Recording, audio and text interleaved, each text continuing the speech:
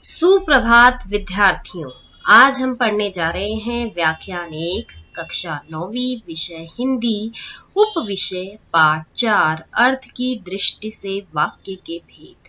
तो चलिए प्रारंभ करते हैं पाठ 4 के बारे में। अपने मन के विचारों और भावों को व्यक्त करने के लिए हम वाक्यों का प्रयोग करते हैं। कभी कभी हम एक शब्द से ही अपने भाव को प्रकट कर देते हैं और दूसरों के भाव को समझ लेते हैं। वाक्य हमारे वार्तालाप की आधारभूत इकाई होता है। वाक्य का निर्माण विभिन्न शब्दों तथा पदबंधों से होता है और हर पद तथा पदबंध का अपना अर्थ होता है। ये पद एवं पदबंध व्याकरणानुसार व्यवस्थित क्रम में होते हैं। व्याकरणिक नियमों के अनुरूप व्याकरण के नियमों के अनुरूप शब्दों या पदों का सार्थक एवं व्यवस्थित समूह वाक्य कहलाता है, जो किसी भाव या विचार को पूर्णतः पूरी तरह से व्यक्त करने में सक्षम होता है। जैसे इन उदाहरणों के माध्यम से समझिए। है सचिन गेंद से खेलता है, दूसरा है मोहन फल खाता है, तीसरा है माली पौधों को सींचता है, चौथा रोहन अपना पाठ याद करता है। इन वाक्यों में शब्दों का व्यवस्थित क्रम है जो एक निश्चित अर्थ की ओर संकेत कर रहा है, इसलिए सभी वाक्य हैं। तो आइए वाक्य के अंगों के विषय में समझते हैं। अंग वाक्य के दो अंग हैं, पहला उद्देश्य, दूसरा विधेय।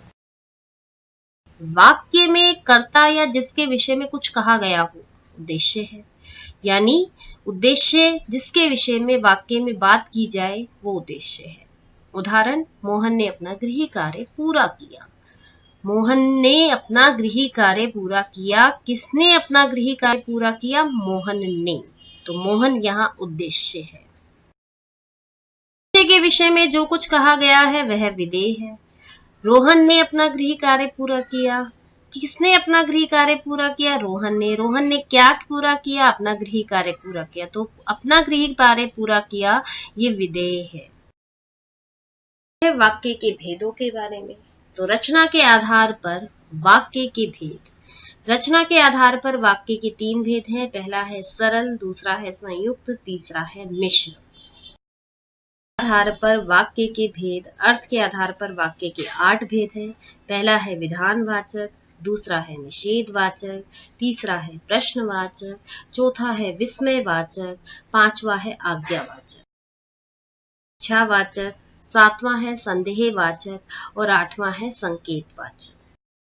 है वाक्य की परिभाषा को।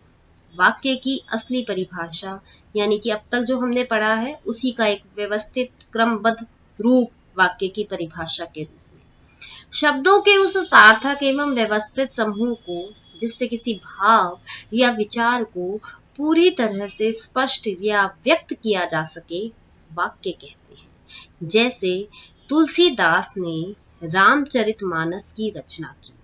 इस वाक्य से पता चल रहा है कि तुलसीदास के द्वारा रामचरितमानस की रचना की गई। प्रतिदिन विद्यालय जाता है। इस वाक्य से पता चलता है कि नरेंद्र प्रतिदिन विद्यालय जा रहा है।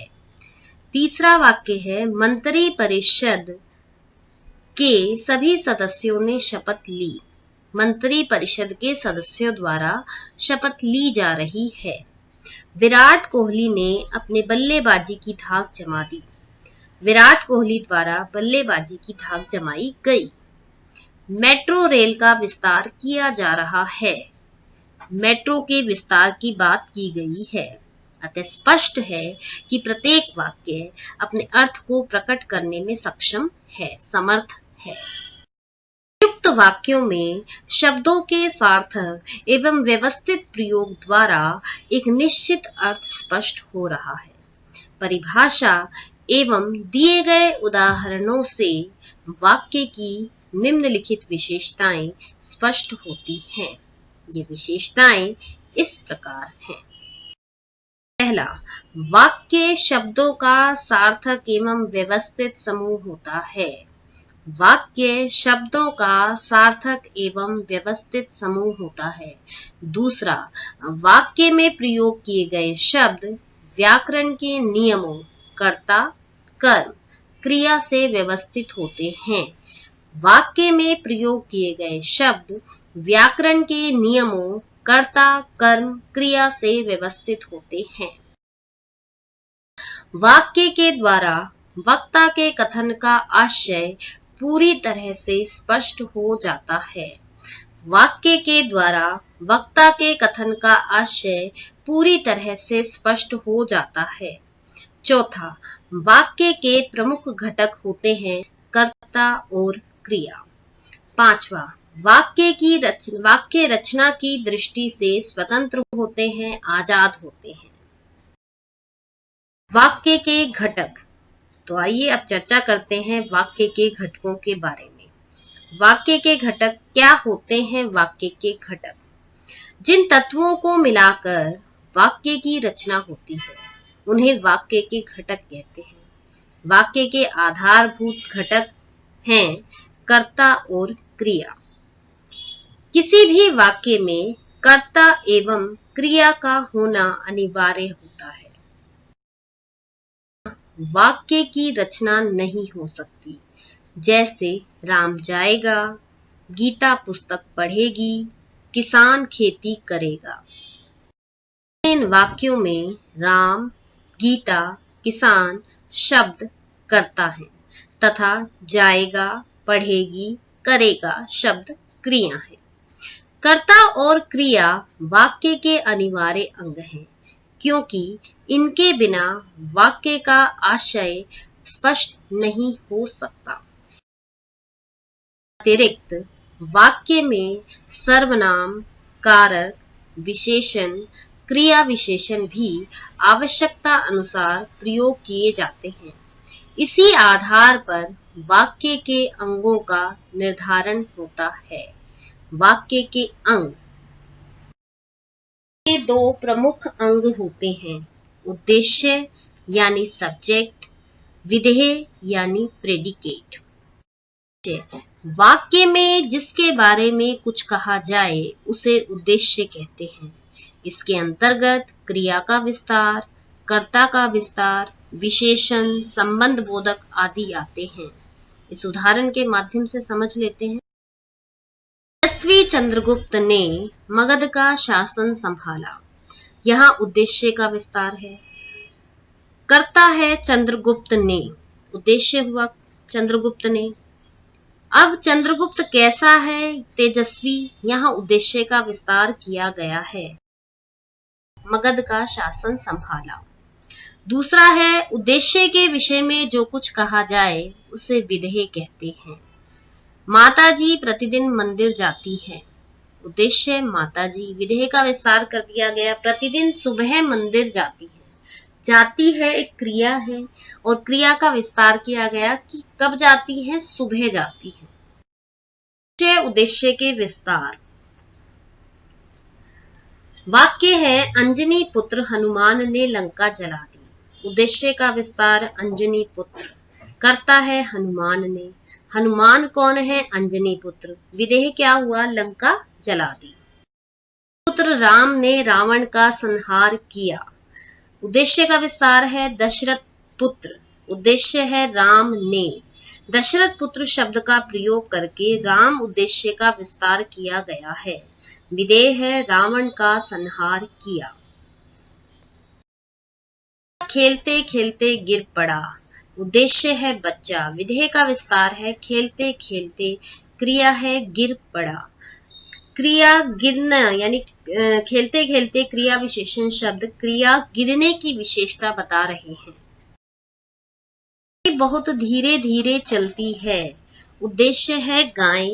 विधेय का विस्तार है बहुत धीरे धीरे, विधेय चलती है। गाय के चलने की विशेषता बताते हुए विधेय का विस्तार किया गया है। अब वाक्य के भेदों की विस्तार से चर्चा करते हैं। वाक्य के भेद दो प्रकार से किए जा सकते हैं। पहला रचना के आधार पर, दूसरा अर्थ के आधार आधार पर वाक्य के भेद। रचना के आधार पर वाक्य के 3 भेद हैं। सरल वाक्य, दूसरा संयुक्त वाक्य, तीसरा मिश्र वाक्य। आधार पर वाक्य के भेद। अर्थ के आधार पर वाक्य के 8 भेद हैं। पहला विधानवाचक, दूसरा निषेधवाचक, तीसरा प्रश्नवाचक, चौथा आज्ञावाचक, छठा इच्छावाचक, सातवां संदेहवाचक, आठवां संकेतवाचक। सबसे पहले देखिए, हमारी विषय वस्तु के अनुसार परीक्षा में केवल अर्थ के आधार पर वाक्य के भेद ही पूछे जाएंगे। तो चर्चा करते हैं अर्थ के आधार पर वाक्य के पहले भेद की।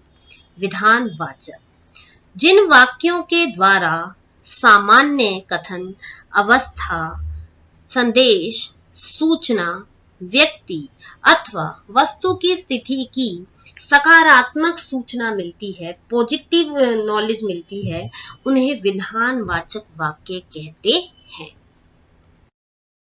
वाक्यों की सूचना निश्चित एवं निर्धारित होती है। प्रयोग की दृष्टि से ये वाक्य 2 प्रकार के होते हैं। पहला विधानवाचक सरल वाक्य तथा विधानवाचक जटिल वाक्य। सबसे पहले चर्चा सरल वाक्य। इन वाक्यों में किसी व्यक्ति या वस्तु की दशा या अवस्था का बोध कराने वाले वाक्य आते हैं। जैसा पहला है सूर्य पूर्व में निकलता है, दूसरा है पानी बरस, तीसरा है किसान चल रहा है, चौथा है मोहन पुस्तक पढ़ रहा है, पांचवा है विराट कोहली ने धूम मचा दी, छठा है उपवन में फूल खिले हैं। इन वाक्यों में सरल वाक्यों का पता चलता है। वाचक जटिल वाक्य। हिंदी में विधानवाचक वाक्यों के जटिल, संयुक्त एवं मिश्र वाक्य रूप भी दिखाई देते हैं। बच्चे खेल रहे हैं और शोर मचा रहे हैं, संयुक्त वाक्य का उदाहरण है। पानी बरस रहा है और बच्चे उसमें भीग रहे हैं, संयुक्त वाक्य का उदाहरण है। अब चर्चा करते हैं अर्थ के आधार पर वाक्य के दूसरे भेद की। वाचक, इन वाक्यों में नहीं अव्यय का प्रयोग होता है। ये वाक्य निषेधात्मक या नकारात्मक वाक्य कहते हैं या इन्हें कहा जाता है। इन वाक्यों में नहीं, न एवं मत जैसे निषेधात्मक अव्ययों का प्रयोग किया जाता है। सरल वाक्य। इन वाक्यों में नहीं अव्यय का प्रयोग होता है। ये वाक्य निषेधात्मक सरल वाक्य होते हैं। जैसे मैं खेलने नहीं जाऊंगा, नहीं बरस रहा है, बच्चा नहीं रो रहा है, मेट्रो आगे नहीं जाएगी, मैं आज भोजन नहीं करूंगा। आप समझिए निषेधात्मक जटिल वाक्यों को। निषेधात्मक जटिल वाक्य।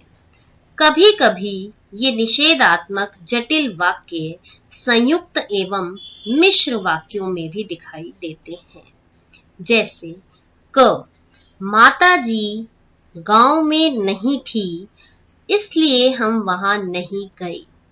ख, नदी में बाढ़ आई थी इसलिए हमने नदी पार नहीं की।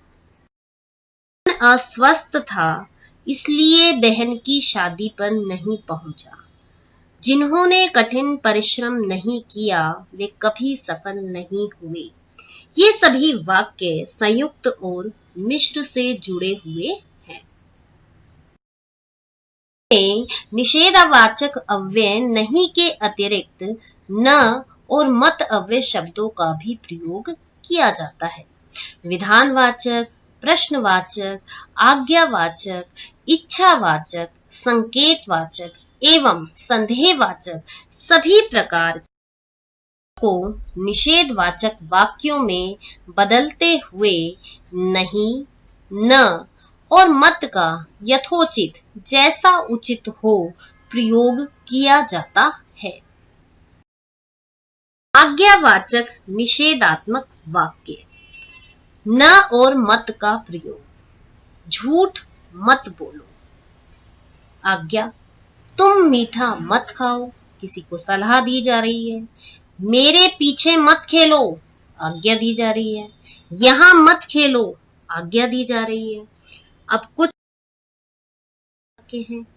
कभी कभी निषेधात्मक वाक्यों में न, नहीं और मत निषेध सूचक अव्ययों का प्रयोग नहीं किया जाता, परंतु उनका अर्थ नकारात्मक ही होता है।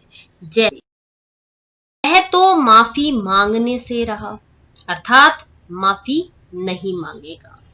अब वह काम क्यों करेगा, अर्थात काम नहीं करेगा। मैं अंधेरे से थोड़े ही डरता हूं, अर्थात नहीं डरता।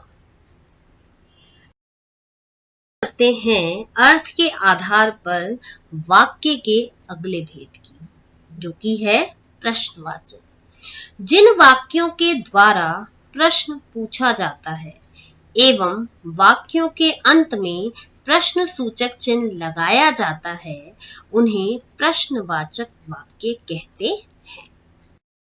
प्रश्न समय, स्थान या जीवन से संबंधित भी हो सकते हैं, किसी व्यक्ति के जीवन से भी संबंधित हो सकते हैं। इन वाक्यों के अंत में प्रश्नवाचक चिन्ह लगा होता है। कभी इन प्रश्नों के उत्तर हाँ या नहीं में दिए जाते हैं, तो कभी एक शब्द के द्वारा और कभी वाक्य में भी दिए जा सकते हैं। वाक्य संभावित उत्तर। इन उदाहरणों को समझिए। पहला उदाहरण है कि क्या तुम मेरे साथ खेलोगे? उत्तर मिलेगा हाँ में या नहीं में, या तो खेलेंगे या नहीं खेलेंगे। ख कि क्या परीक्षा समाप्त हो गई? उत्तर मिलेगा हाँ या तो समाप्त हो गई या नहीं हुई। इस प्रकार के वाक्यों में क्या शब्द वाक्य के शुरू में प्रयुक्त होता है? वाक्य संभावित उत्तर। इन उदाहरणों को समझिए। एक शब्द में होगा, इसका जो उत्तर होगा वो एक शब्द में होगा। आप कहाँ जा रहे हैं? कानपुर या दिल्ली? या तो आप कानपुर जा रहे हैं या दिल्ली जा रहे हैं, उत्तर मिलेगा यही। राम क्या खा रहा है? राम क्या खा रहा है? या तो आम खा रहा है या फिर सेब खा रहा है। वाक्य संभावित उत्तर। अब इसका जो उत्तर है वो वाक्य में मिलेगा, एक वाक्य में होगा। प्रधानमंत्री ने किसानों से क्या कहा? उत्तर मिला वाक्य के रूप में। उन्होंने कहा कि सरकार किसानों के हित की रक्षा करेगी। प्रकार के वाक्यों में प्रश्नवाचक शब्दों कब, कैसे, कहां, क्यों, कौन, कितना इत्यादि का प्रयोग वाक्यों के बीच में होता है। इस भेद में भी कुछ जटिल वाक्य देखने को मिलते हैं। जटिल वाक्य। हाँ या ना उत्तर वाले वाक्य। क्या आपने चाय पी? उत्तर है हाँ या नहीं। चाय पी या नहीं पी। क्या नानी जी मेरे घर आएंगी? हाँ या नहीं, या तो आएंगी या नहीं आएंगी। पिताजी समोसे खिलाएंगे? हाँ या नहीं, या तो खिलाएंगे या तो नहीं खिलाएंगे। में प्रश्नवाचक शब्द आने वाले वाक्य। तुम शिमला कब गए और कहां ठहरे थे? अब यहाँ कब और कहां बीच में आया। वहां कौन रहता है जो तुम्हें खाना देगा? वही कि कौन बीच में आ गया। अब चर्चा करते हैं अगले भेद की, जो बोधक। जिन वाक्यों से हर्ष, शोक, घृणा, विस्मय, भय आदि भाव व्यक्त हो, उन्हें विस्मयवाचक वाक्य कहते हैं। विस्मयवाचक शब्दों के बाद विस्मय सूचक चिन्ह का प्रयोग किया जाता है। वाक्य वाह क्या छक्का मारा है, हर्षबोधक। ख आहा कैसी सुंदर चांदनी रात है, हर्षबोधक प्रसन्नता हो रही है। ग, अच्छा तुमने साइकिल चलानी सीख ली, स्वीकृति बोधक। बाप रे बाप, इतना घना अंधेरा, बोधक। यहाँ कितनी गंदगी है, घृणा बोधक। च, अरे इतनी लंबी लाइन, आश्चर्य बोधक। धिक्कार है, तुम्हें गुरुजनों का सम्मान करना नहीं आता, तिरस्कार बोधक। हे राम, ये क्या हो गया, शोक बोधक। शाबाश, तुमने बहुत उन्नति की, हर्ष बोधक। उफ, आज कितनी गर्मी है, पीड़ा बोधक। इस तरह के वाक्य वक्ता के मुख से अचानक ही निकल पड़ते हैं। अब चर्चा करते हैं अगले भेद की। आज्ञावाचक वाक्य।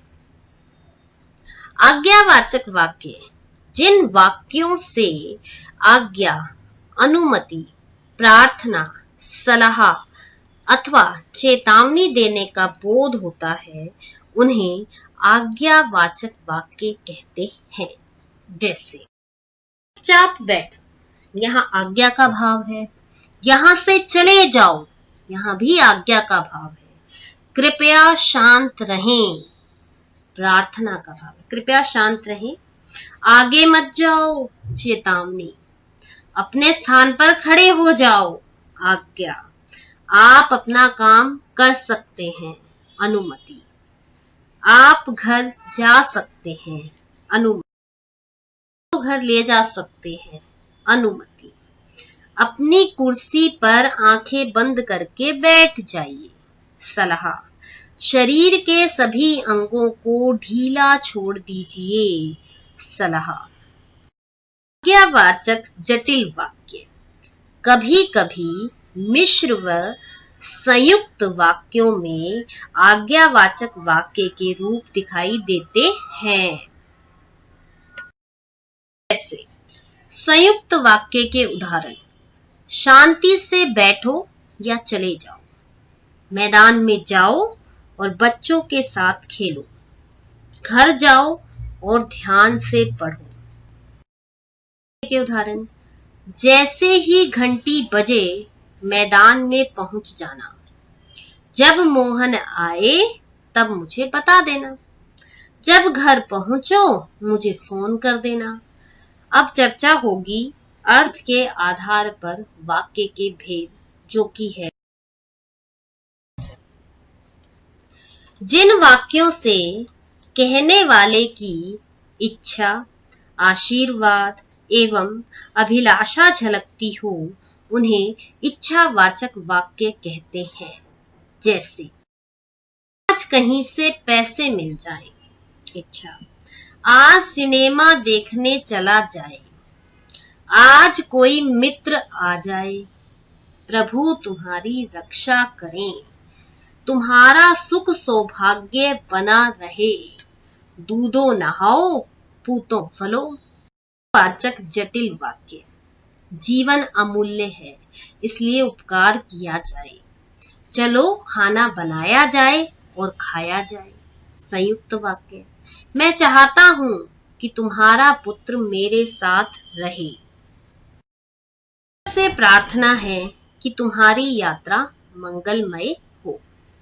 तो ये थे अर्थ के आधार पर वाक्य के भेद। बाकी बचे भेदों की चर्चा हम अगले व्याख्यान में करेंगे। तो ये है विशेषताएं स्पष्ट कीजिए।